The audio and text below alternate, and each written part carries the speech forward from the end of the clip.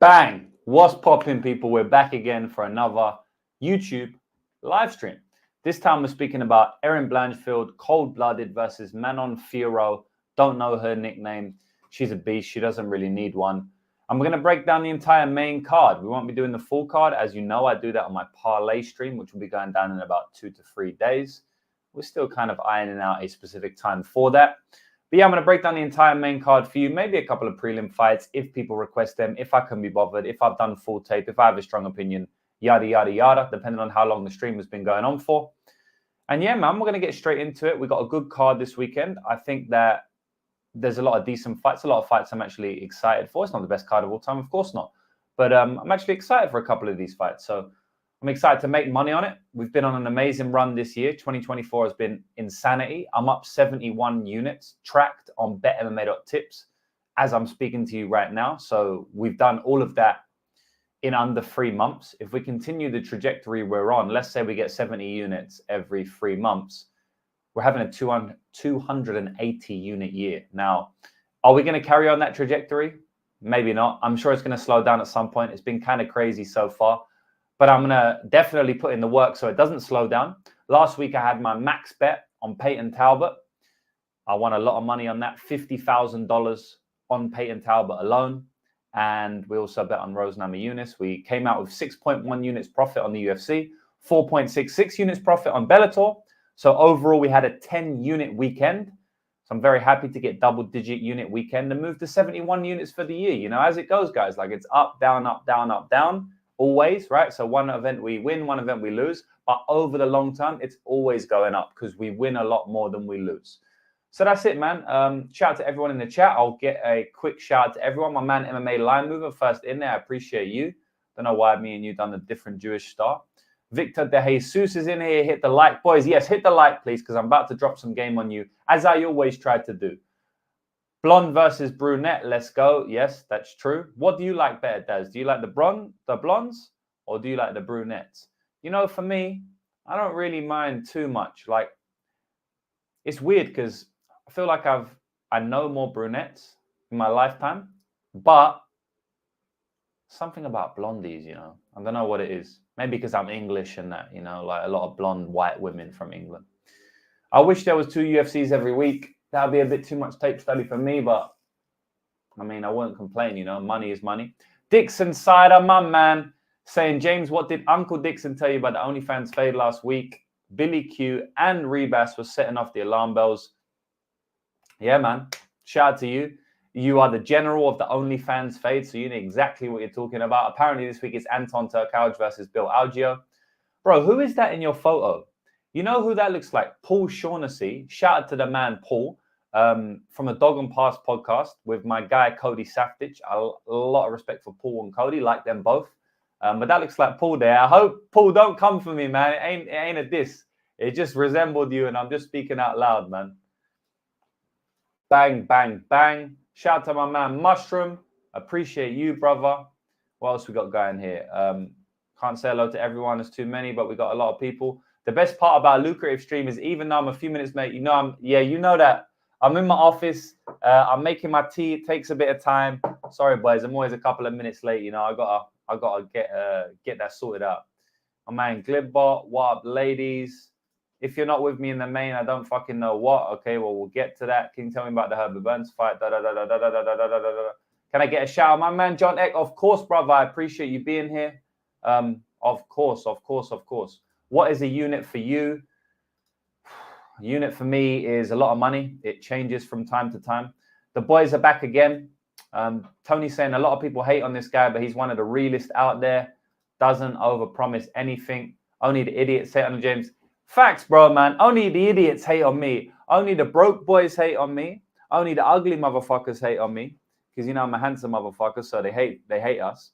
The broke boys hate on me because I'm a rich motherfucker. They want to be that. And who else hates on me? The idiots hate on me because I'm an intelligent motherfucker. Idiots hate that. The fat people hate on me because, you know, I'm in good shape. So, you know, they hate on that. And that's about it, boys. You know what I'm saying? Like, only idiots hate on me. You know, I troll a little bit, you know what I'm saying? So like I invite the hate a little bit because I do a little bit of trolling and a little bit of pushing the buttons. But Anyway, boys, without further ado, too many comments to get to, so I can't get to them all. But I'm going to go straight into the card. What I'm going to do is I'm going to bring up my screen right now so you can actually see with me as well. Boys, my intros always go for way too long, man. I know most people don't care because, you know, like 10% of the people here for picks only, and I don't give a shit about anything else. But 90% of the people here are here to hang out with me. The reason I'm here is not just to give you picks. I do that on my website. You can sign up for my website if you want picks only. I do these videos to interact with all of my guys, everybody in the chat. So it's more of like a chill interaction type thing than just straight picks. And if anybody doesn't like it, they can fuck off and go to another channel. I don't give a shit.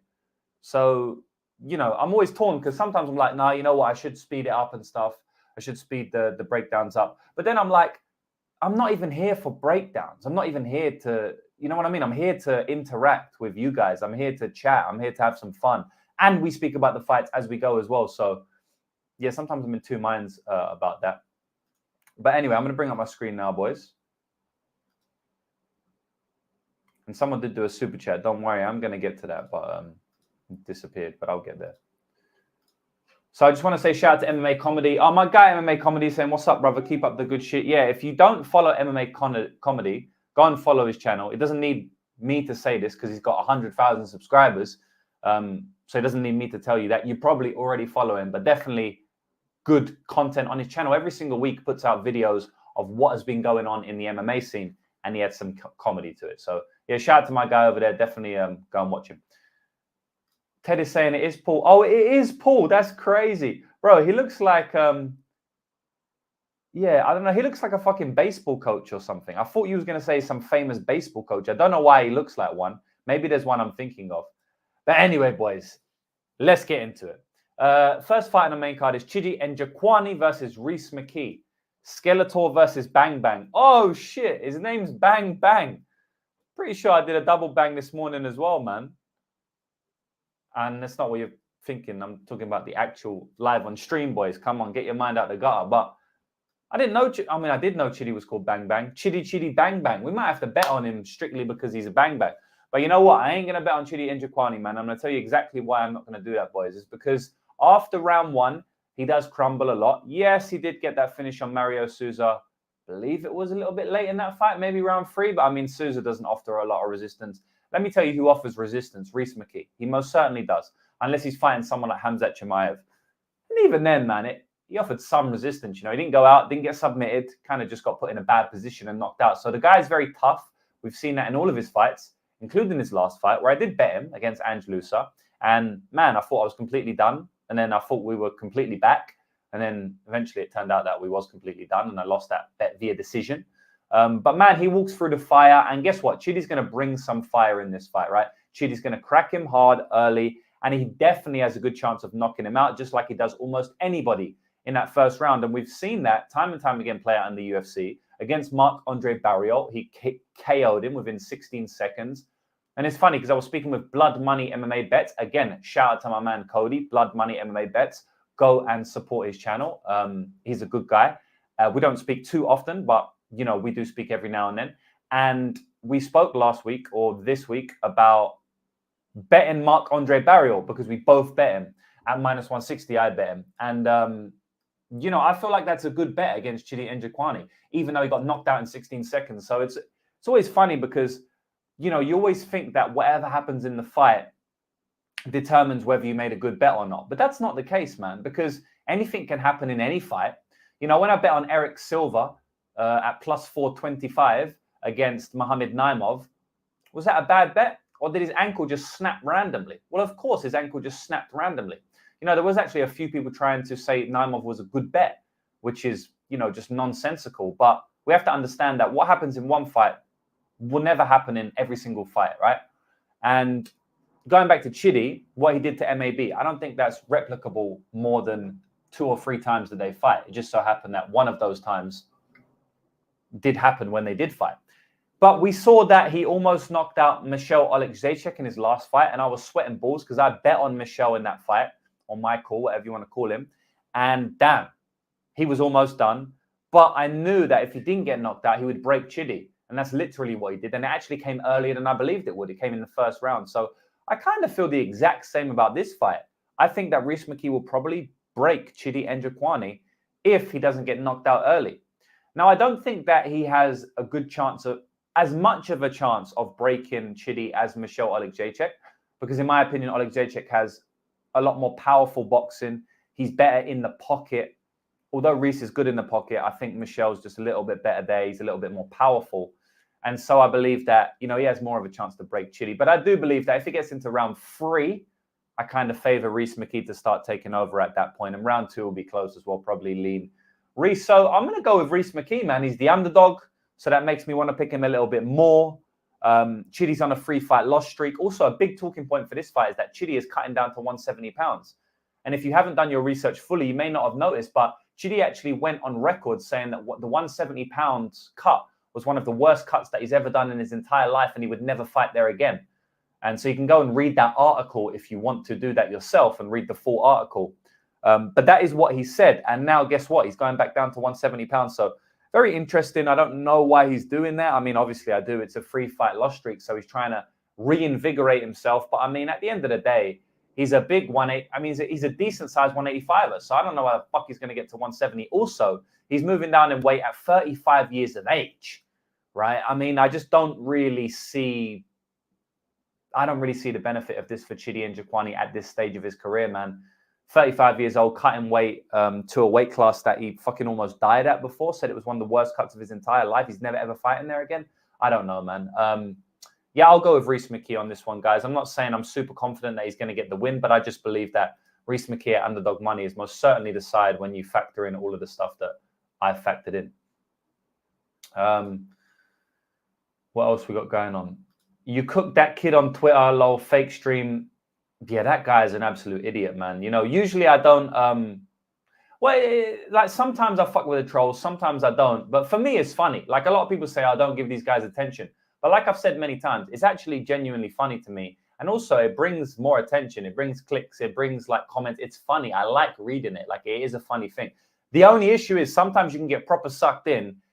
And then because you're dealing with morons, you start to get frustrated. Like the guy was saying, you've said 100 times your unit size is 10K. I never said that once. So I kind of get frustrated a little bit. Like, you're a fucking idiot, man. What do you mean I've said, what do you mean that I've said my unit size is 10K? So that's the only issue. But man, I'm just having fun with it. It's kind of funny. The If Factor saying, I'm trying to get a blue face sub like you, my man. Let's hit some bets. Okay, bro. Yeah, I like that watch. That's my first ever nice watch I bought. My only ever nice watch I bought, actually. I am going to get a new one soon. I'll probably get a Patek or a AP, probably an AP. But I bought that from courtesy of Bet365. If you go to my website and watch the video on my website, you actually see I speak about that. I won a lot of money from Bet365, and literally the day they paid me out, I bought that watch for $20,000. So it's quite funny. That came straight from Bet365. Shout out to them. The beef last night was funny. Yes, sir. I think they're jealous and trying to clout chase. 100% my man is very, very jealous. You could tell that with the way he was speaking. But it is what it is, man.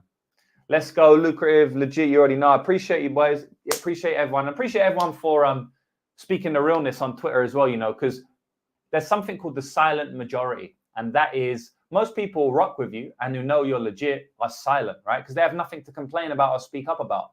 But then the people that don't like you, they're never silent, right? They're hating, they're trolls. They're like anon accounts who constantly talk shit. So sometimes it can seem like there's a lot of hate. But actually, I get 99.9% love. The hate is only 0.1%. But because the hate always speaks, it actually seems like it's 10% hate or 20% hate when it's legitimately like 1%. So shout out everyone for speaking up and not being the silent majority, but being like the spoken majority. I will go back on that one, boys. Bill Algeo versus Carl Nelson.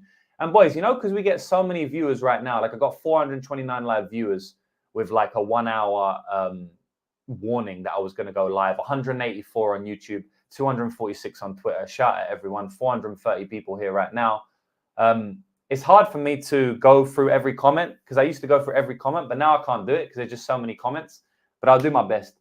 But yeah, Bill Algeo versus Carl Nelson, boys. I don't think this is a good fight for Carl Nelson purely because I think the cardio and volume advantage is massively in the favor of Bill Algeo. I think Carl Nelson hits harder.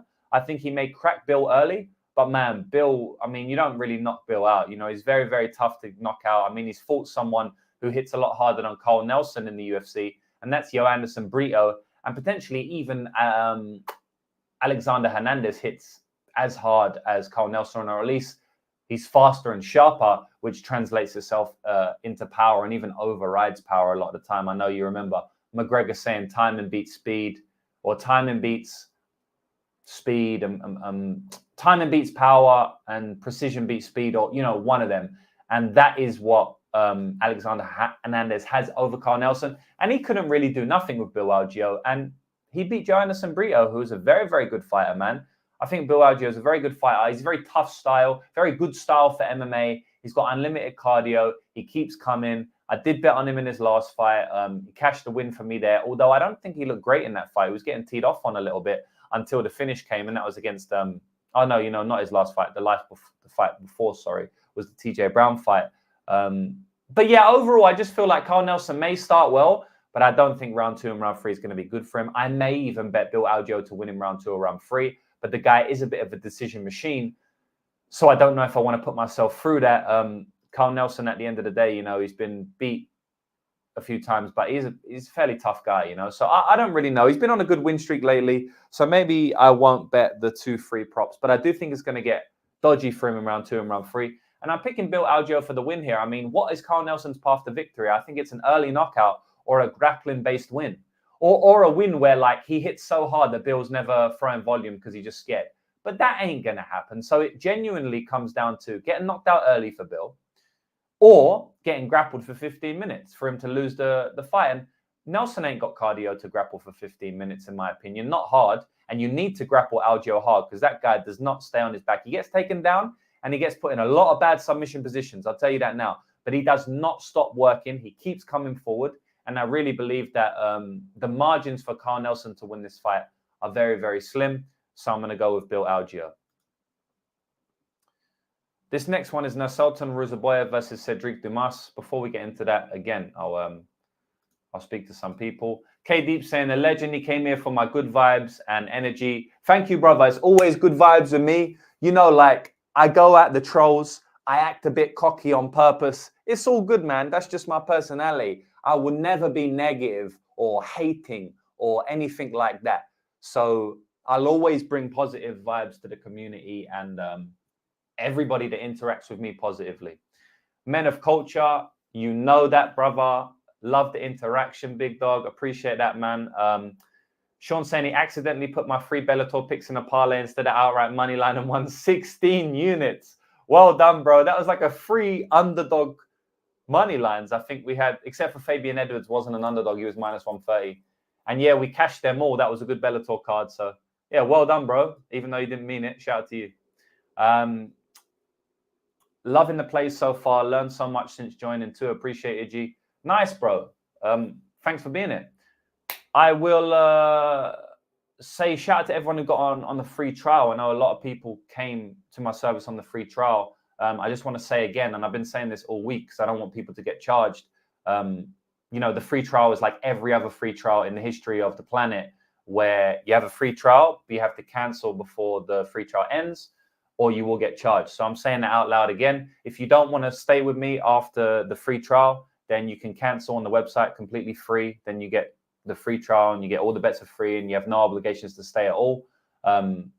So yeah, just a shout out to everyone who wants to cancel their membership. You can go into my website, click the top right, click my subscriptions, and it says cancel right there. If you do want to stay with me and you don't want to cancel, good choice. You'll make a lot of money doing so. But I just want to put that out there again, because I ain't trying to, you know, I'm just trying to be transparent. James is building a community the right way. The slower pace shows are good for community and business. Yeah, bro, that's what I think, man. Like, it's better for me to, you know, have a chat with guys instead of just breaking down the fights, which we do on the parlay show anyway. And also, it's like, that shit is played to death. That shit is boring as fuck, man. I'm always trying to do new things. I think I don't really play the game any other, you know, I don't do the same things as any other content creator. In my opinion, I'm always doing new things. And it's for that reason, because I get bored, boys. You are a GBO. Thank you, bro. I think you meant bro. Yes, you did mean bro. I rewatch your videos at work after a fight card pass, so I'm just motivated by GOATs. Appreciate you, bro. Ask Dixon why he packed a tantrum and blocked me. I like that dude. He funny as fuck. Dixon, Fubu's the man. I know you had a little bit of a disagreement, but I don't think he meant any harm by it. Can you unblock Fubu? Because it's all meant to be positive vibes in here. You know what I'm saying? Like, not, come on, Dixon. Unblock Fubu. Most haters are self-loathing, so that expression of hatred is projection. Yeah, bro, that's a good way to put it. And it's very true. And it's also very sad, man. Like, if you actually deep it, it is sad that these people are online just hating on people that are doing well, successful. You know, I could never imagine it. When I was extremely broke and I had no money, I never hated on anyone, man. Like, I can say with my hands on my heart, I never hated on anyone. And I believe that that's the reason I'm in the position I'm in now. I always looked up to people and got game from people. And I really believe that that way of living is the reason I am in the position I'm at today. A very healthy position in life, you know, mentally, physically, financially, all of that. It's about the conversation with James and meeting up the guys in the chat. Exactly, man. We got like a little gang going on here. You know what I'm saying? Boys, have you seen that thing on TikTok where the girl goes, gang, and she gets paid like tens of thousands of dollars? It's fucking insane, boys. The world is mad. If anyone in my chat subscribes to that shit and pays her money, please leave the chat now, because or stay in the chat, but fucking change your ways. Anyway, boys, Ruziboev versus Dumas. Damn, this seems like the main event of the evening, right? Last week, the main event was Peyton Talbot versus Cameron Simon, and all the idiots tried to fade Peyton Talbot. When I told these motherfuckers Peyton Talbot is max bet territory, and obviously he showed that, and apparently this week, this is the main event. And it seems like a lot of people are on Cedric Dumas this time, and not a lot of people are on Ruziboev. Me, personally, I think Ruziboev's going to win the fight. I'm going to agree with a lot of people saying that Ruziboev isn't a great fighter and maybe he shouldn't be this big of a favorite to Dumas. I wouldn't parlay him. I'll tell you that now. But me personally, I'd probably, he's minus 270. Boys, like, I'd probably line in minus 233. I'd probably say he's about 70% in this matchup. Maybe 65%, but, you know, around there. I don't think the line is like insanity, like I've never seen anything before. I do believe that, you know, bets on Cedric Dumas at plus 250, they do have some value on them, I would say. Like I said, I'd probably line it maybe even minus 200 or something, you know, maybe not 70%, maybe not 233, but maybe 200 or something like that. So I do think there's some value on Cedric Dumas even now, but I don't think it's major value. I don't think it's a lot of value. Dumas doesn't really have much outside of his long frame and his athletic gifts. You know, technically he's not very good. I think he can be cracked hard. You know, we've seen that a little bit in the Zaitar fight. He was getting cracked a little bit. In the Josh Frem fight, he got cracked there. I think Ruziboev can crack him on the feet. And I think on the ground, Ruziboev can actually submit him. I think Ruziboev can also get takedowns. So, like, there's a lot of things that I think Ruziboev can do in this fight. But obviously, if it gets out around one, you know, as we've seen in Ruziboev's career, it doesn't always go great for him. So it's potential that if Dumas is able to extend him, he might be, you know, he might be able to do better than the first round. Dumas might go to his wrestling as well here. I think he can get takedowns here. But Ruziboev, decent submission guy. I think he can get a submission on Cedric Dumas. I don't think Dumas is trained in the jiu-jitsu that well. I don't really think he's had a lot of time on the mats. And one thing about jiu-jitsu is that you need a lot of time on the mats. Now, striking it isn't the same, right? You can have a couple of years striking and be one of the best strikers, right? If you've got durability, if you've just got a natural way of fighting. You know, we see time and time again, and I've seen throughout my training career in martial arts that someone has no prior background to striking, but they just kind of know how to fight just naturally and they can just move that way. Whereas you don't really get that with jiu-jitsu. Now, there's obviously people that are way more predisposed to be good at grappling because they're athletic, right? So they're just way strong. Like their first jiu-jitsu session, they're doing very well, right? That is the case, but it's not as much as striking. You need a lot more time on the mats to get good at jiu-jitsu than you do with striking. You know, Cameron Simon has been training martial arts for like 15 years or something like that. Whereas Peyton Talbot has been training for like 4 or 5 years. And we saw what happened in that fight, and that was a pure striking fight, right? You wouldn't really get, for the most part, you don't really get someone who's been training jiu-jitsu for 15 years getting beat by someone that's been training for 4 years. Like, obviously it happens, but what I'm saying is it doesn't happen as much as striking. That's the whole point here. I don't want people to come out and misconstrue what I'm saying. What I'm saying is that it takes longer to learn jiu-jitsu than it does striking. And so I think that Ruziboev is very dangerous. And I think that in the jiu-jitsu, he's a lot better. And I think that Dumas hasn't had enough experience in the grappling to negate what Ruziboev can do to him on the ground. And that's basically my prediction of the fight. So yeah, I'm not going to say too much more about the fight, guys. I think that Ruziboev's going to get a finish in this fight. I really do. I mean, this guy has a lot of finishes, right? If we go back and look at his career, you will see most of the time this guy's winning, it's via finish, right? Armbar, Kimura, Kimura, you know, he does that Kimura a lot. A couple of first-round knockouts. Like, basically every time this guy is winning, he's winning via finish. Does he even have a win by decision? I don't even know if he has a win. Like, there's a lot of fights here which are not listed, so he may have won some of these by decision. I don't really know. But, I mean, basically every time this guy's winning, he's winning via finish, right? So, and if he's getting out of round one, then it becomes very tough for him, right? But I do think that he's going to be able to do enough in the jiu-jitsu to get the win here. So I'm going for Ruziboev. If you're playing Dumas, I don't mind it at all. I kind of understand it. But yeah, I can't man, there's a lot of comments.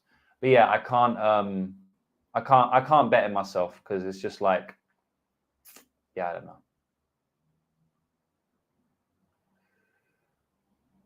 What else we got? Dumas don't push the pace. Always happy chilling there doing nothing. Ruziboev round one somewhat inside the distance is the value, or even under 1.5. Dumas super suspect. Hernandez versus Vieira is the best example of that, but Vieira was winning the grappling until we guessed. Yeah, why does Dumas need to take him down? Who said that? Dumas trying to get some more cage time in jail. Yeah. Ruziboev can't be more than 175. Yeah, I'm not going to like shout from the top of my rooftops and say you're wrong. You know, like I said, I'd line it probably about minus 200. So I'm not saying it's a major wrong thing. And like, I understand the shots on Cedric Dumas. I just won't be taking it. And that's it. Next fight is Bruno Silva versus Chris Weidman. This is a weird fight, boys. I can't believe I'm saying this, but I kind of want to make a play on Chris Weidman. I know it sounds fucking crazy, but Bruno Silva's washed, in my opinion. And of course, we know that Chris Weidman is washed, but we know it so much that it's not even worth speaking about. Whereas I do think Bruno Silva being washed is probably worth speaking about. Yes, he got that knockout of Brad Tavares, but Brad Tavares, he's been knocked out a couple of times early. Bruno still has power. Even when you're washed, you still have power, right? No one doesn't have power after being washed. I mean, everyone has power even when they're washed. So, yeah, I don't know, man. Like, I think both fight. Like, I think the fight should be close to minus 170 Bruno Silva, something like that. Chris Weidman, he's still a tough guy. Also, he ain't like, I don't think Bruno Silva can just one-touch him. Like, obviously he can, right? But Chris Weidman, I don't think he has the worst chin of all time. I mean, Brad Tavares didn't even really wobble him once. It was just leg kicks. You know, like, Pokemon saying that Chris Weidman has no chin. From what, though? I don't think he has the best chin of all time. But, like, what do you mean no chin? Let's go through his knockouts, right? But let's actually go through his knockouts, right? So, we'll start all the way back to his first ever knockout, and we'll literally go through them all. Luke Rockhold, yeah? That's a ground and pound. He didn't get hurt on the feet at all. Like, we won't speak about that one, obviously. Yoel Romero hit him with a flying knee. One of the worst I've ever seen, right? So, yeah, that's fine. It's completely fine to go out from that. Gegard Mousasi knee, well, that was a weird finish. He was protesting after that finish. I didn't watch this fight back, right? But I remember that finish. It was extremely weird. It was... he was even talking about appealing the finish, I believe, because like he had his hands down, but he was getting kneed while he had his hands down, because it wasn't a knockout. It wasn't like a knockout, right? It wasn't like a blatant knockout or anything like that. It was like a miscommunication of the rules or some bullshit, right? So again, his chin's fine at the moment. Jacare Souza knocked him out with a crazy punch in round 3. That's the first one where you can go, all right, maybe the chin's a little bit not great. But, I mean, they went back and forth for 3 rounds. He took crazy punishment and eventually got knocked out with 2 minutes left in the fight by a crazy overhand. But I ain't going to keep making excuses for everyone. I'm going to speak honest and open. I'm going to say, okay, I'll give you that one to show that his chin's a little bit dodgy. He hit him on the top of the head and he went out. It was a bit weird. Dominic Reyes hits like a fucking machine. Guy was knocking out many people on the road to his title fight. And that was at 205 pounds. So chin, completely fine.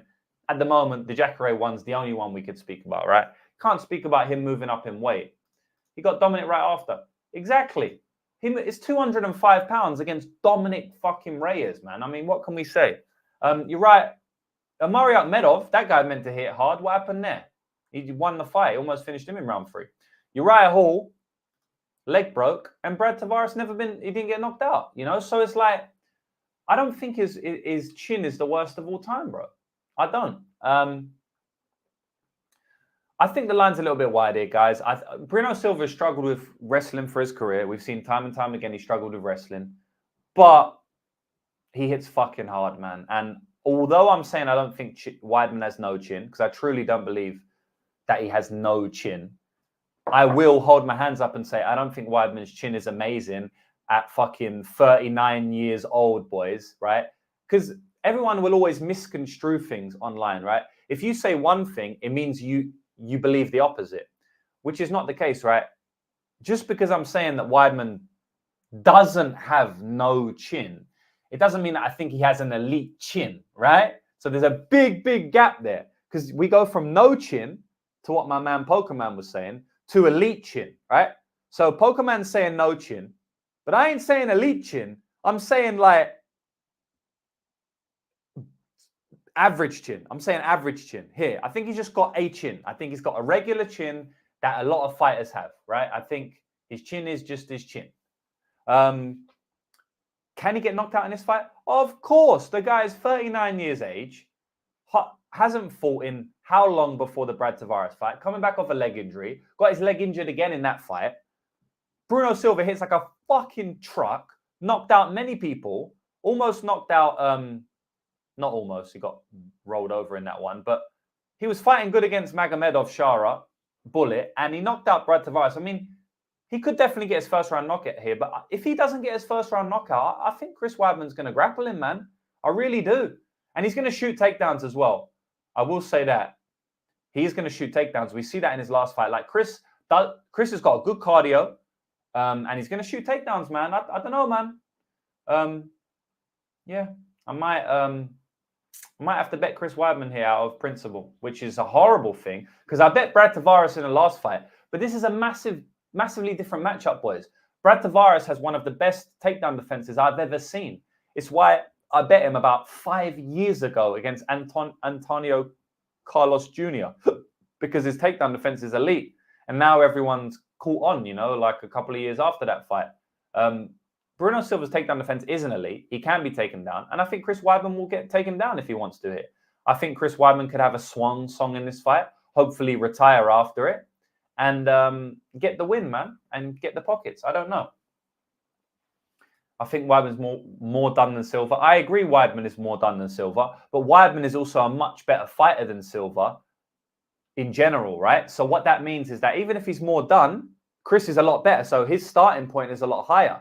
So even though Chris might have come down 100 points and Silva's only come down 50 points, but if he's starting from 50 points lower to begin with, now they're kind of fucking even anyway.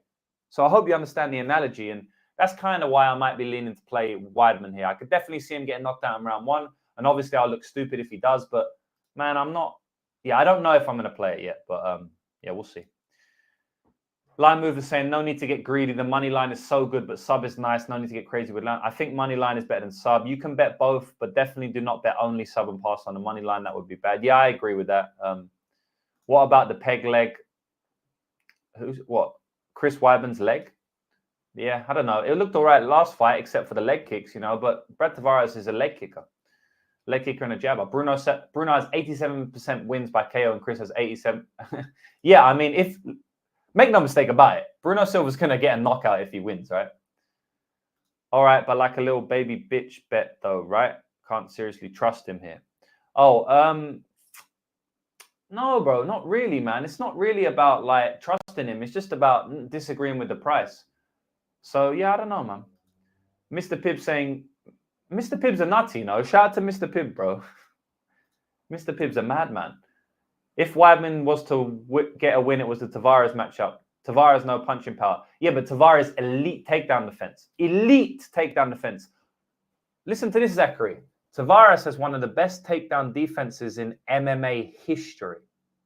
Mic drop. I'm being serious. Let me say that again. Brad Tavares has one of the best takedown defenses in MMA history. That is facts upon facts upon facts. That is a horrific stylistic matchup for Chris Weidman. Horrific. The only thing worse than that would be is if it was Brad Tavares with punching power. Fighters over 38 tend to get KO'd. Yes, for sure. Bomb. So, yeah. Live spot Weidman after round 1. That's a good idea. That's a good idea. James talking about floors, ceilings, and chins is a beautiful thing. You know that, Caddy. Swan Song is the name of Robert Plant's record label. Okay. Tavares more shot than Silva physically at this point. I don't know, man. That's like a separate point. At the end of the day, he's got elite takedown defense. Timothy saying Tavares takedown defense overrated. Middleweight wrestlers are bad at grappling, requires for more athleticism. Nah, I completely disagree. It's not overrated at all. I think it's one of the best takedown defenses in MMA history. It's backed up by the stats, and it's backed up by all his performances. I mean, Chris Weidman is an elite wrestler at MMA. Say what you want. And he defended takedowns easily there. Antonio Carlos Jr. he's a good wrestler, man. ACJ is a big, powerful guy. Fighting at 205 now, and he couldn't sniff a takedown against Brad Tavares. Amari Akhmedov is a very, very powerful, strong guy out of Russia who has taken down many men in the UFC, and he couldn't sniff a takedown on Brad Tavares. So, yeah, man, I completely disagree there. Any sport you handicap besides MMA? No, I don't handicap on anything outside of MMA. But I do bet on many sports outside of MMA. But I just follow professionals in those sports. I actually work with them. Boss is saying you should do these from the Aston wearing the Rolly. You already know I'm about to do that. One day I'm going to do that just to piss off all the haters and to have a bit of fun. Like, that is a fact. Like, what you're saying right now is getting done. 100% I'm doing this. So just wait for it. My man Stacking Cream in the chat. Shout out to you, brother. Mike saying, where the Aston Martin at? It's in the garage, bro. I don't keep the Aston Martin in my office here, but it's in the garage. Or if you listen to the internet, it's in the rental showroom right now. I don't actually own one. I just rent it out about 50 different times when I've showed it online. I rent it out 50 separate days, but apparently I don't own it. You ever bet both side props? Very, very rarely. Sometimes as a hedge, but very rarely. Line mover's still here. Sammy Malcolm saying he's catching a live early. Let's get it this week. Yeah, shout out to you, brother. Why not be on the stream? You guys have a good discourse. Don't worry, man. MMA Line Mover's coming on my stream as the parlay show, as he always does. Just not right now.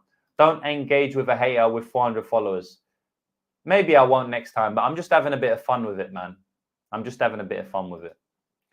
Brad Tavares. Like, I've got two choices. I either ignore or have fun, and that's always what I do. 90% of the time I ignore. 10% of the time I have fun. So that was one of the times I was having fun. Brad Tavares, yeah, all right. We'll move on to the next one now, boys. Vicente Luque versus Joaquin Buckley. I'll be straight up on this one. I think Buckley's the side here. Yes, Vicente could put the veteran lesson on him. Yes, Vicente could knock this fool out because he's been knocked out many, many times. And Vicente hits very hard and has very sharp counters, especially hooks in the pocket. Yes, Vicente can go to his grappling because he showed it in his last fight against RDA, who is probably a better counter grappler than Joaquin Buckley. So Vicente and Luque have many outs to win this fight. Decision via grappling, knockout on the feet. Like, he's got many ways to win the fight, but I'm just siding with Buckley, man. I feel like he had a great performance last time out, probably the best of his career. He looked very good. I think I bet on him to finish Morono in that fight as well, but he didn't.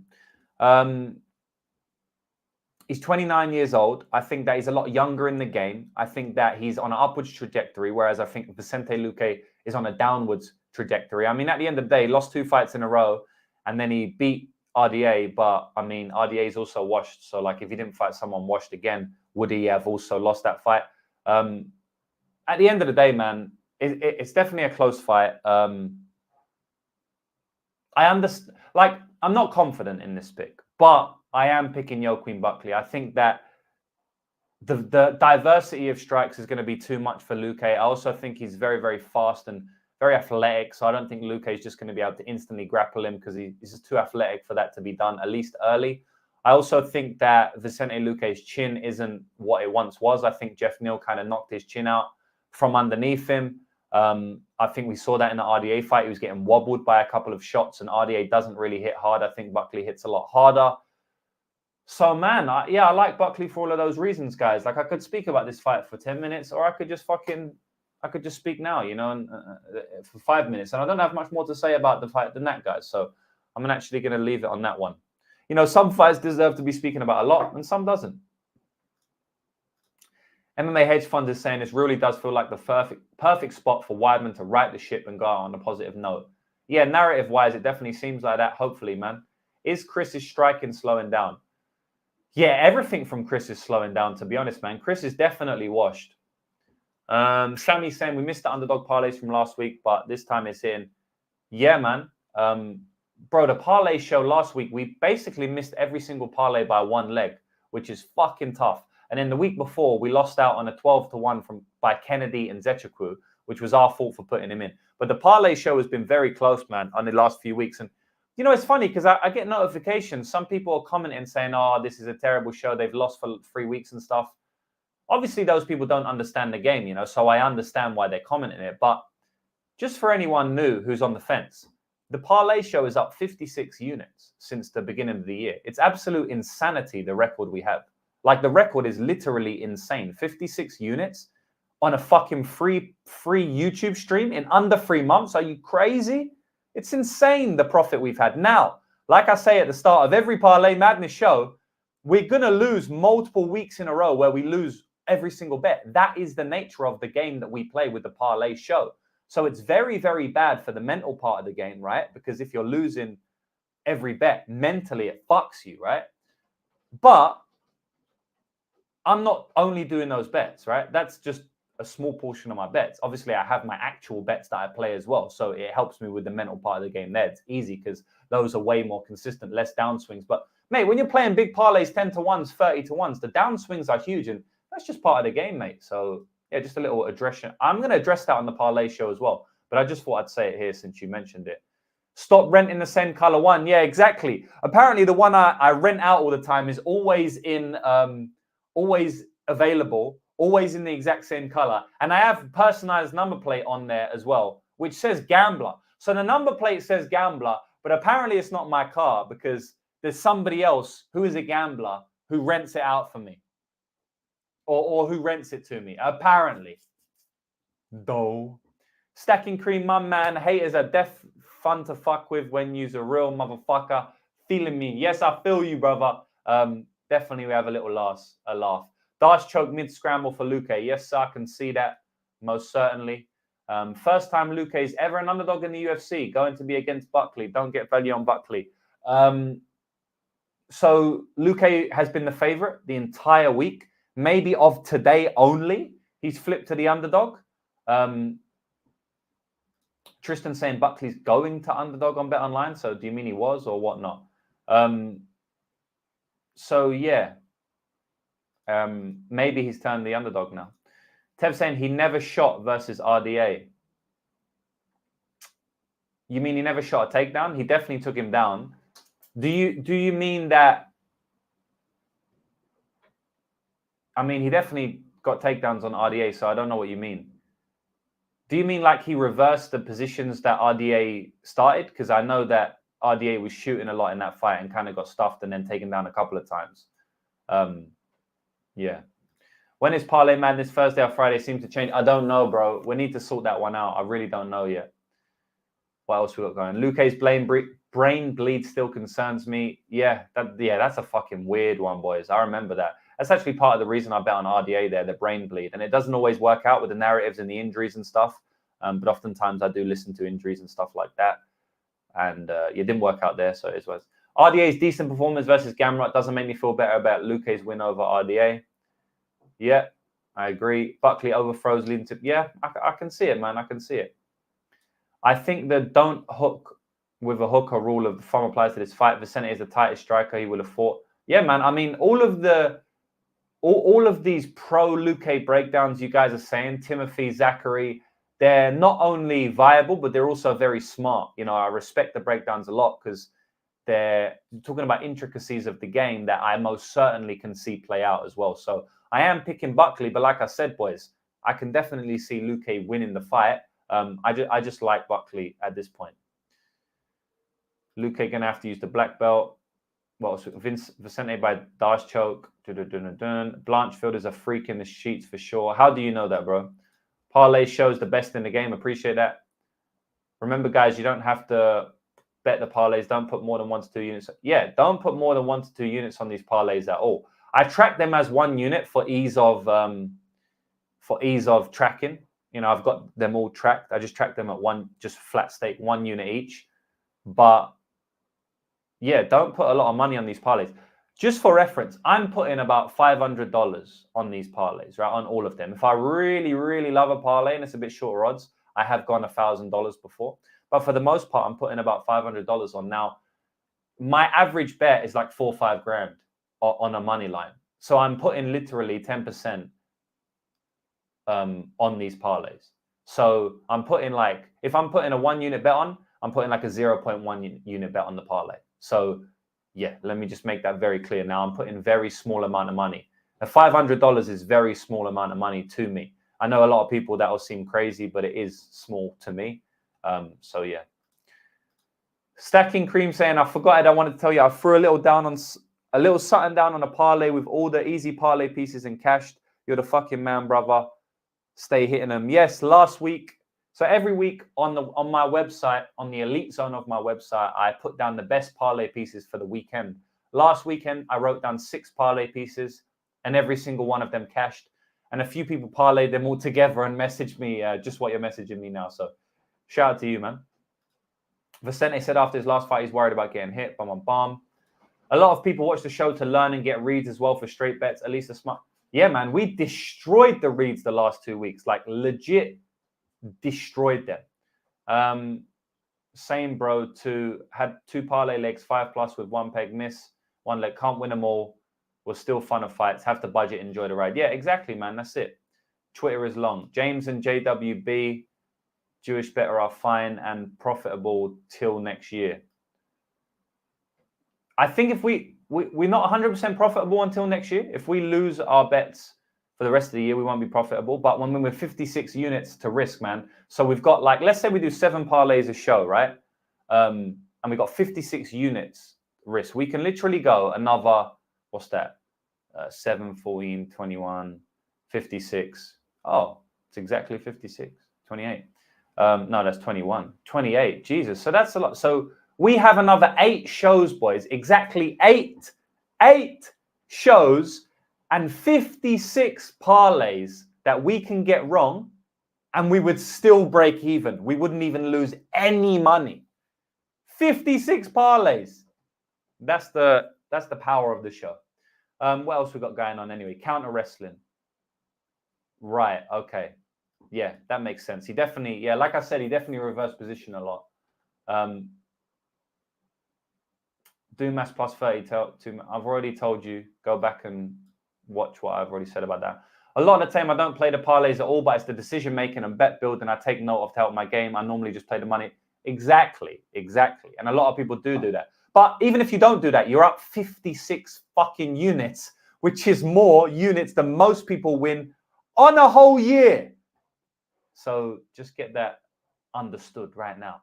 Luque can initiate grappling here, though, yes, and it's a more obvious path versus Buckley than RDA. 100% agree. Just because he didn't shoot against RDA, he most certainly could shoot here because it's a more obvious path. And Joaquin's going to be firing at him a lot harder than my guy was, RDA.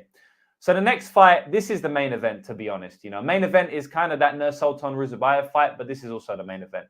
And AI is coming right now saying Manon's going to school Blanchfield, in my opinion. Bigger, more experienced, way better striker. 92% take that. And she's a BJJ. Is she a BJJ black belt? From where is she a BJJ black belt? Boys, this is a fucking good fight, man. I'm sorry to upset you, boys, but I don't have a strong read on this one. Boys. And I'm really sorry because I really want to. Because a lot of people have a lot of strong takes. I've seen on Twitter people have strong takes. People have DM'd me with strong takes. And man, I really want to be part of that discourse and speak up and have a really strong take. But to all of the 749 live viewers right now, I can't lie to you. I can't fraud to you and act like I know what's going to happen in this fight. Because I don't. I think Erin Blanchfield's going to get this win. I think Manon Fiorot is going to look amazing for 2 rounds, and I think Erin's pace and pressure is going to catch up to her, and I think she'll be able to start hitting some trip takedowns and dominate from top position. But I'd be lying if I said I wasn't confident. I hate the price. I think that if anything, the value is on Manon Fiorot in this spot. I think that if anyone's betting anyone, you have to be betting on Manon Fiorot, but I'm not picking her outright. I think that, I mean, I could speak about this fight for days. This is such a beautiful fight, guys. The first thing I want to say is that I've made a lot of money on both girls, a hell of a lot of money on both girls. Manon Fiorot, I've never bet against her. The only time I bet on Erin Blanchfield, the only time I bet against Erin Blanchfield was against Miranda Maverick, which was a terrible bet, but that was the fight that actually sold me on her. And since then, I've bet her in every single fight in a multitude of ways. I bet on her against Jessica Andrade when she was the underdog, and a lot of people were betting against her at plus 135. I also bet on her against Tyler Santos at minus 135 when a lot of people were on Tyler Santos in that spot. And I bet on her against Molly McCann, and I think inside the distance in that spot as well. That fight against Miranda Maverick made me a believer. And, you know, I'm not going to come out here and say I was always a believer of her. I wasn't. Coming into the UFC, I didn't know if her skills would translate. I didn't know if she was as legit as I found out her to be now. And I'm not going to say that, right? I ain't going to say, oh, yeah, I knew she was legit from the front. Like, there's certain fighters who I've called from day one.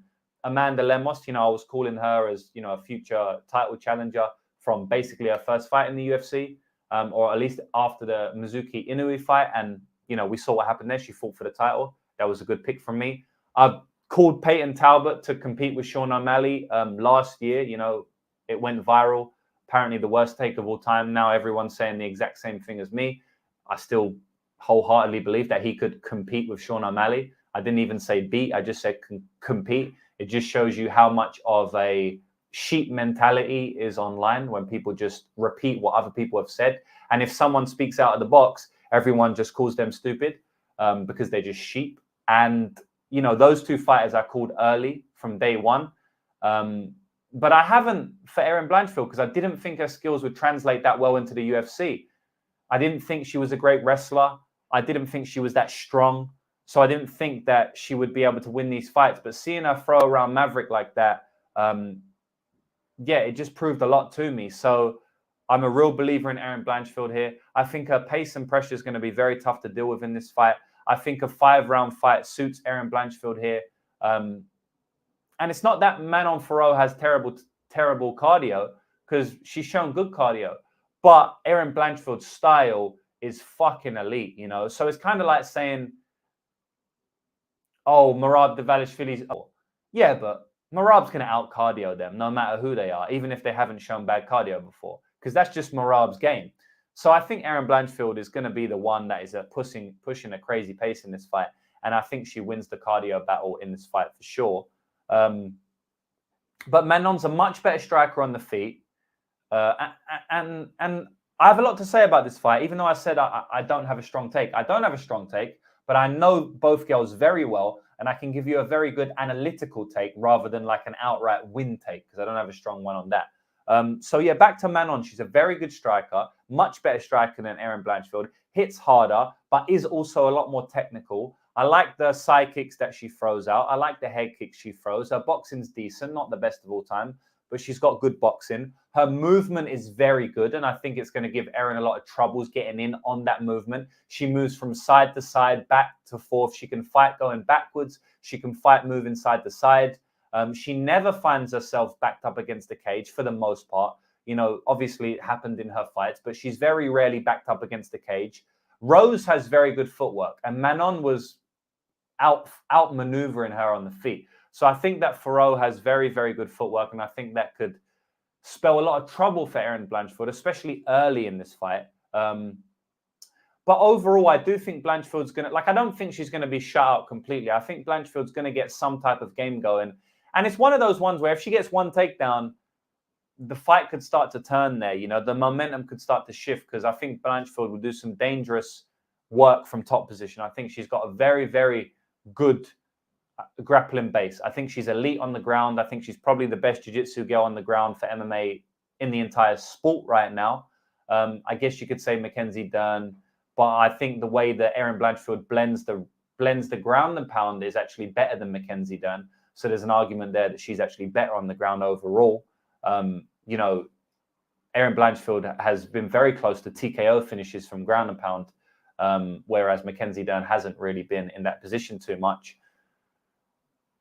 Jacqueline Amorim is up there as well. But you get what I'm trying to say. Erin Blanchfield is top 3 girls, right? On the ground in MMA, not in pure jiu-jitsu, because obviously Dern and Amorim smoke her pure jiu-jitsu, but this is MMA. So yeah, man, I think Blanchfield, if she does get a takedown, I think she's going to be able to dominate. But look, basically, this fight really comes down to one thing, guys. We haven't seen Fiorot taken down before. Jennifer Maia took her down once, and I went back and watched that fight again. She took her down, and instantly Fiorot got back up to her feet. Right? She actually ended up reversing one of the positions to where she was on top. So we've never seen her taken down before. She's shown elite takedown defense. Can we really project Erin to get multiple takedowns in this fight? It's tough, because we can't project her to get multiple takedowns in this fight. But I do think that if she does get a takedown, I think then she could probably get multiple on top of that takedown, because I do think damage will be done. I do think some fatigue will start to set in. I do think the mental momentum shift, which is big in a fight, will start to take place depending on what Erin can do on the ground, which I do think she does a lot if she gets the fight down. But since we've never seen Manon taken down in the UFC outside of that Maia fight, and that wasn't even really a takedown, since we've only seen her defend takedowns in a very strong way, like, she's bigger here. She's physically the bigger girl. I mean, it's tough for me to pick, man. But yeah, man, I'm gonna go for I'm gonna go for Erin Blanchfield to get the win here. I think that she's going to wear on her. I think that in the clinch, she's going to wear on her. I think she's going to keep coming. And I think that, yeah, man, I mean, we saw her overcome a very tough stylistic matchup in her last fight against Taila Santos. And before that fight, I think a lot of people would say that Taila Santos is a tougher stylistic matchup for Erin Blanchfield than Manon Fiorot. Now, I don't think a lot of people will admit that post-fight, so a lot of people are going to say that that's not the case. But I'm very confident that if you ask people before the Taila Santos fight, who's a tougher stylistic matchup for Erin? Is it Fiorot or is it Santos? I believe most people would say Santos, right? I think more people would say Santos than Fiorot. And she beat Santos there, right? I think that was probably the toughest stylistic matchup outside of Fiorot in the division. I think they're both basically similar. And she beat her there. So I definitely think she can overcome these stylistic tough matchups. And I think she's going to do it again this weekend. I think that in round 3, she gets her game going. And I think in round 4 and round 5, I think she either finishes the fight, and she could just sub her early as well. She could just take her back and sub her early. And if she does that, yeah, it might spell some trouble for Fiorot. So this is a great fight, boys. I really, really like the fight. And that's my breakdown of the card. Who's smoking on that Peyton pack? No, you got it the wrong way, bro.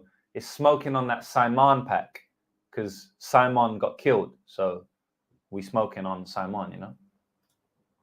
Let's win this weekend, my boy. Sweet. Yeah, I also opened up several new books and used free match dollars and cashed it all. Let's go, brother. Good shit. Daniel's saying, become an elite member 3 weeks ago and already up 6.5K. Peace out from Bris Vegas. Good stuff, brother. Shout out to Las Vegas. I'll be there at some point this year. Going to be smoking on that Peyton pack until next year. We should be up a lot more to James. A lot of fights were close to playing out big in our favor. Yeah, man, 100%. But that's the way you go when you do 3-4 legs, because if variance happens on only one of the 4 fights, you still get fucked. Whereas if you're playing them straight, you only get fucked once, right? So you get fucked 25% of the time on a 4-legger. Whereas if you're doing a parlay with a 4-legger, you get fucked 100% of the time. So it is what it is, though. Shout out, 56 is my favorite number. Well, there you go, bro. Flat staking 1U as well on Crazy Long Shots. I didn't see where you commented on Dumas. Could you give me a small recap? No, all you need to do is rewind, bro. Just rewind. Literally, you can tell because you will see Dumas's face behind my pretty face, and that's it. Up 44 units this year already. Well done, brother. That's amazing. Watch the RDA fight today. Luque is getting finished here. We'll see. She's a legit black belt out of Boxing Squad France. Is that a joke or is that true? Because that's hilarious if that's true. Because Boxing Squad black belt. It could be true. A lot of gyms have a grappling name, but they're really good at striking. Like it happens all the time. So I'm sure it could be true, but it's just funny the way it read. I don't agree with that one. I like Erin here. 92% against who Erin is going to maul her. Blanchfield is a beast on the mat, but I'm a little bit worried about her athleticism on the feet. Exactly. Yeah, I agree. Manon gas versus Rose. I don't think she gassed, bro. I see Manon taking early rounds, but Erin win later rounds, possibly getting a sub. Yeah, I mean, I agree with that. I don't think she gassed against Rose, but I do agree that. Yeah, been a rough pack to get through, but now I realized I can't fade.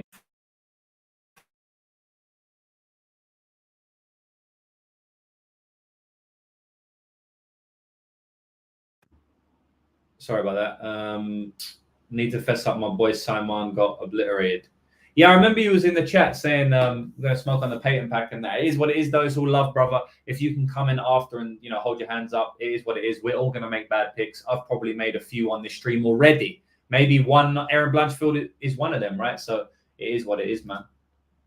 There is levels to this to black belt. If you get taken down by Jennifer Meyer, Blanchfield black belt holds weight. Yeah, 100%. Blanchfield max bet at -150. Damn. Blanchfield is the 10th planet black belt. Fiorot black belt from France. Worst type of black belt you can have. That's funny. I think Pacheco KO's Lothrin. Shout out to my man Cannabis Connoisseur. I ain't seen you in there for a while. Yeah, man. So what else we got going on? There's a lot going on here.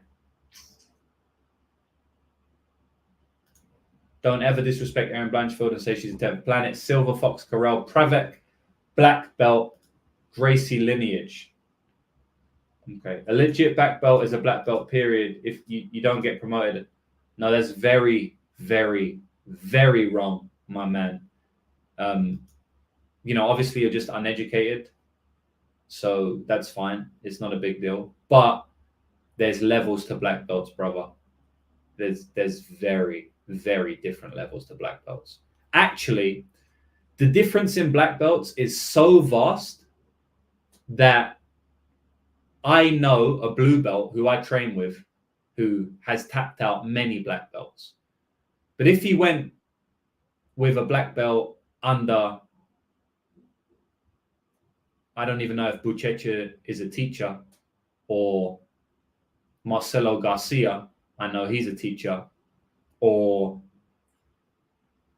Gordon Ryan, he wouldn't tap them out, right? So yeah, black belts come in all shapes and sizes. They come in the same color, but there's a big difference between black belts. Let me tell you that now. Scott is saying, new Elite Zone member. Bang. Nice, brother. I appreciate you supporting. I'm going to support you back with all the content in the Elite Zone. And boys, if anyone wants to sign up to my website, go to lucrativemmabetting.com. The link is also in the description here. And you can sign up for my bets and all of the other goodies that I give you on there. And you'll make a lot of money doing so. I think Blanchfield has sneaky power for women's MMA. She's defensively weak in that area, but I think the level gap on the ground is much bigger than the stand-up. Fair enough. And usually it is in women's MMA, right? Because women don't hit as hard. Yeah, he's saying the same thing. Khamzat is a blue belt and will dog most black belts. Yeah, exactly. There you go. Yeah, correct. But it doesn't mean those black belts aren't legit. It's just Khamzat is a freak. But they might not be legit, though, right? It doesn't mean they are, but also they might not be, right? So that's the big distinction there. If Manon and Aaron was to do a grappling match, it would be a wash. Oh, yeah, it would be horrible. It would be insane. I would not trust a black belt out of MMA Factory. Saying fair. Yeah, people just arguing about the black belts. We know that. Ted, he's heavy on, must be heavy on Manon here. It's a massive speed advantage. I'm sure you're saying for Fiorot. Very clear from tape. It will look like Blanchfield is fighting in slow motion. Target practice, better spacing than Santos. They only lost because bad takedown attempt.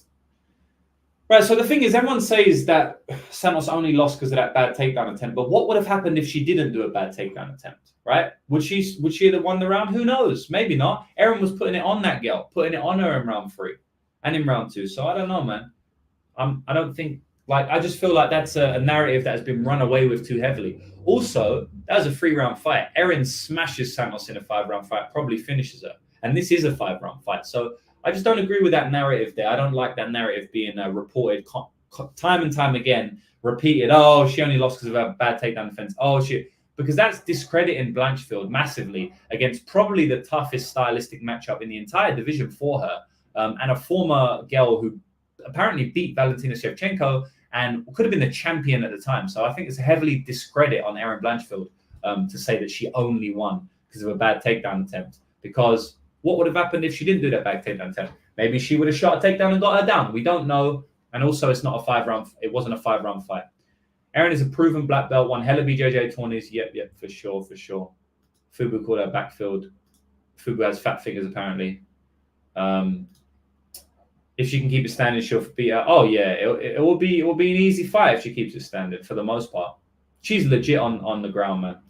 What's up, brother? Thanks for making our bankrolls great again with that Peyton Talbot pick. I won 11 grand off that. It was a great night at the office. Shout out to you, bro.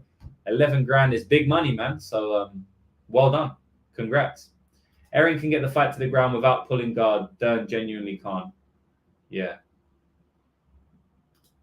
Bro, James, can you please help me out with seeing the fight between Pacheco and Loughran more clearly? I want to bet aside Pacheco because plus if you do an absolute dog, I think he can finish. Personally, I think Loughran beats him easily. James equals GOAT. Appreciate you, brother. Not better backfield done. Most likely, Blanchfield gets finished. Manon said, easy fight. She's right. Leaving now. See you at the parlay show. By the way, yeah, takedowns cannot be projected. Fair enough, brother. He has Manon at 70%. See you on the parlay show, bro. Yeah.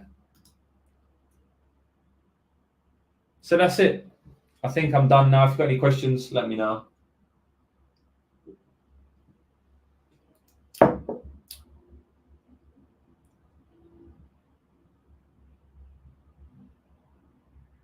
You're all right, James. It is Cyberpack. Yeah, man. Anyone getting bit this week? I don't know. Craziest parlay you ever hit? I don't know, man. The parlay that we hit a couple of weeks ago was kind of crazy. Brian Ortega to win in round 3 and round 4, and Brandon Royval to win via points. I put that in the elite zone. That was something insane, like a 90 to 1, 100 to 1, 95 to 1. I put that in the elite zone, and all of my guys on my website got that as well. That was a special day, man. Shout out to anyone in here who also hit that with me. Recap everything I've said, please. All right, I think I'm done. I'm getting tired, boys. James, thank you so much for the free trial for the Elite Zone. I joined and definitely planning to stay. Let's get paid. That's a smart decision, brother. I know a lot of people will have a broke mindset and cancel after the free trial, but if you're smart, you'll stay and continue winning. Surprised Malkoun is such a big fave, post screwing everyone in Brundage fight and not a big name. Great matchup for Malkoun, just hate the number. Yeah, Malkoun's very respected at the betting window, man. He was minus 500 against Cody Brundage. He's minus 200 against Petrosky, who's a good fighter here. He's very respected at the betting window these days, I believe. Pretty sure Fiorot is a purple belt. Yeah, definitely didn't think she was a black belt, but I mean, who the fuck knows, right? What else we got? Get us right, bro. Let's get this money, my guy. I'm doing my best, brother. JDM just got his black belt. Yeah, exactly, man. What do I train? Are you talking about me or Jewish better? I train MMA, man. I just train everything. Kickboxing, Thai boxing, Sambo, wrestling, jiu-jitsu. But for the most part of my most period of my life, I did Thai boxing. That was the first martial art I did like properly. I did boxing when I was young, but Thai boxing, the first martial art I did properly, and it's the main martial art that I've trained. But I do everything. And JB, I think he does. I'll ask JB what he does. I'm not 100% sure. James equals go. Danaher don't play that shit, dog, and that's for us who is high level. You're the man, James. Thank you for everything. Robbie Ring, perfect example. Not all black belts are equal. Robbie Ring is terrible, man. And then just what I thought Puello was, he was, and he got finished in his next fight, which I knew he would. Can we talk about that Luis Suarez level bite? Yeah, that literally was like a Suarez bite. If you don't know who Luis Suarez is, yeah, man. He fucking bit someone in the Premier League when he was playing for Liverpool, I think. Oh, I'm tired, boys. I'm going to go now. Minang couldn't finish a one-hand rose. I'm going with Aaron by sub. Played Talbot 2-3 and turned 13 to 500. Kind of surprised not people playing the finish props. Yeah, but like he almost finished in round one, you know. I mean, he definitely finished in round one on another day. So he would have lost round two and round three. So I feel like playing round props was very dodgy in that fight. Like I don't think any round prop was like great.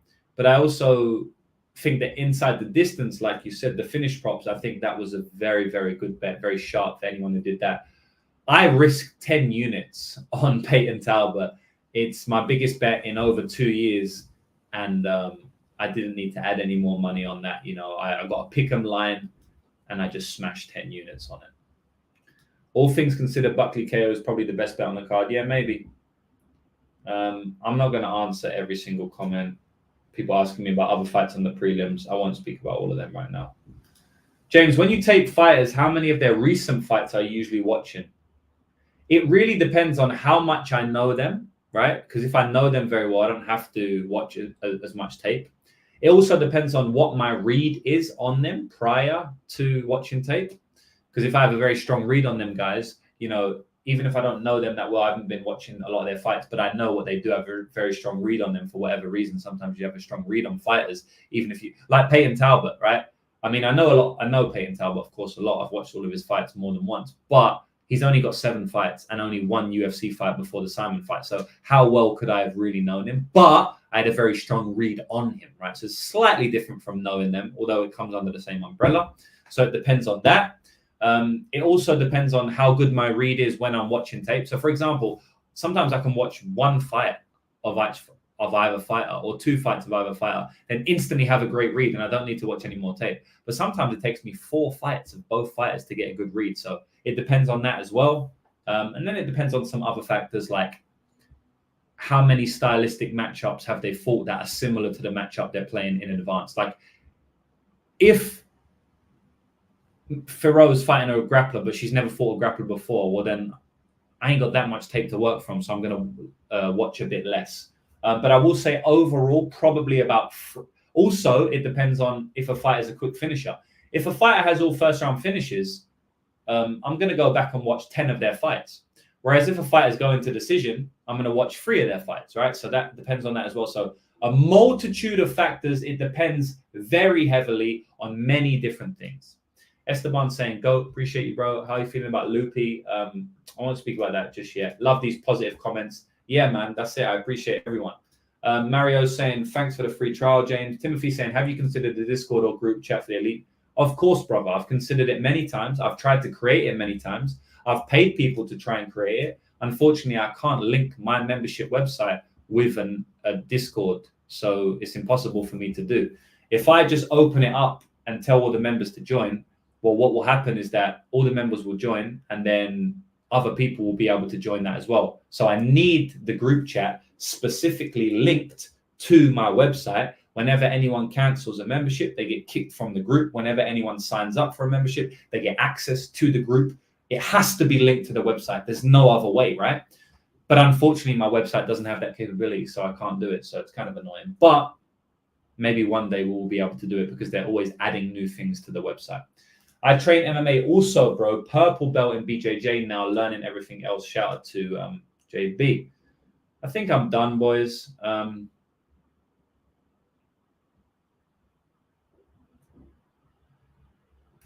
Thank you for that detailed answer on taping fights, man. And see you boys at the parlay show. See you, brother. All right, I'm done now, boys. I'm off. Come back, Fernando Rodney, plus EV Street Fighter. That man is a legend. I don't know where you are, but where you at? You can do that on GroupMe, I believe. Yeah, but you don't even know what website I use.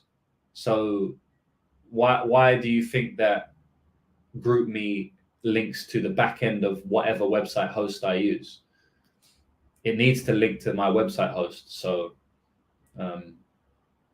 yeah, maybe GroupMe does, but probably not because I've looked into it many times.